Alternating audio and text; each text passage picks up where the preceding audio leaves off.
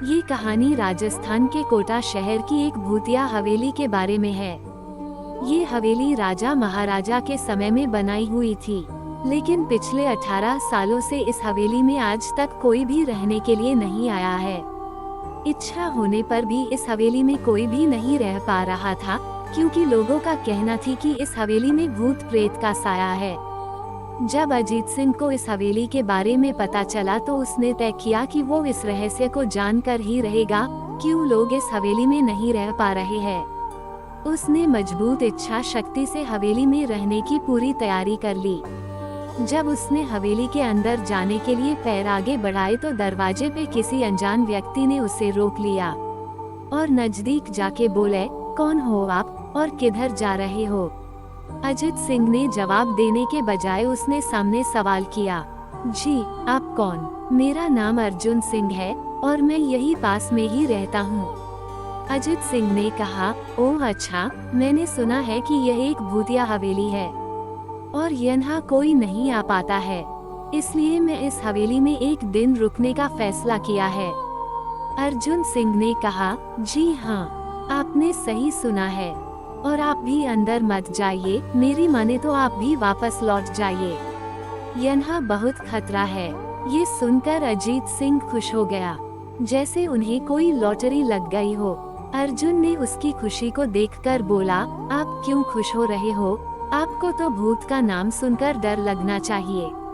शायद आपको पता नहीं होगा कि मैं भूत प्रेत में काफी दिलचस्पी रखता हूँ।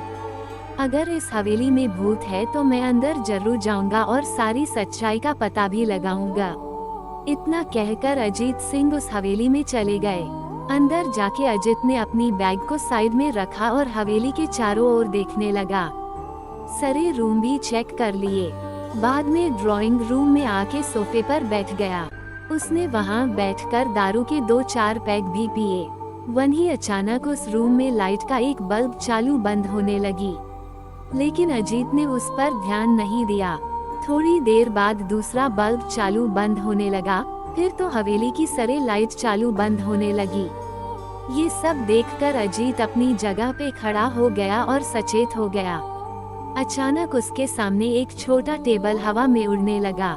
करीबन 6 फुट हवा में ऊपर जाके गोल गोल घूमने लगा और बाद में अजीत की ओर तेजी से आने लगा। अजीत ने तुरंत ही अपनी जगह बदल दी और दूसरी ओर चला गया और वो टेबल वहीं जाके गिरा जहाँ अजीत खड़ा था। अजीत कुछ समझ पाता उतने में सोफे की शीट उसकी ओर आने लगी। वो जल्द खड़ा हो गया और छलांग लगा के दूसरी ओर कूद गया, जिसके कारण सोफा दीवार को टकराया और अजीत बच गया। अचानक सब कुछ शांत हो गया।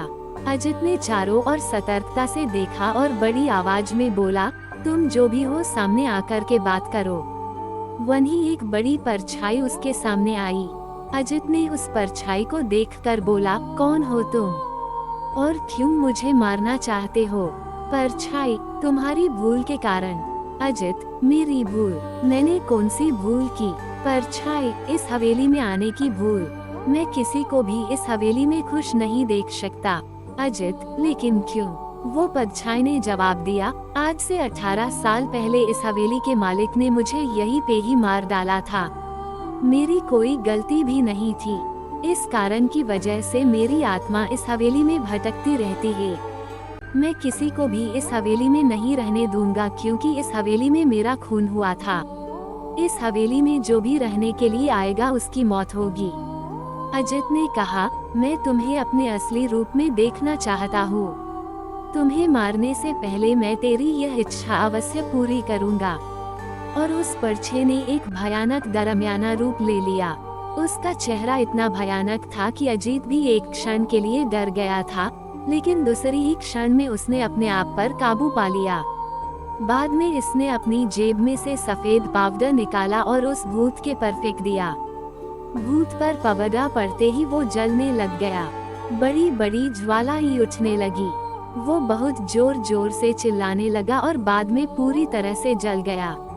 उसके बाद अजीत ने चैन से सांस लिया और वहीं पर सो गया। दूसरे दिन सुबह जब अजीत को सही सलामत हवेली से बाहर आते देख अर्जुन को आश्चर्य हुआ। अर्जुन ने अजीत से पूछा, तुम कैसे जिंदा हो? जब अजीत ने अर्जुन को कल रात को घटी घटना को पूरी तरह से बताया और बोला अब ये हवेली भूतिया हवेली नहीं रही। दोस्तों, आपको ये कहानी राजस्थान के कोटा की भूतिया हवेली कैसी लगी, प्लीज हमें कमेंट करके जरूर बताएं। हमारी और भी कहानियाँ देखने के लिए हमें सब्सक्राइब जरूर करें। वीडियो को अपने दोस्तों को शेयर करें। धन्यवाद। मिलते हैं अगले वीडियो में।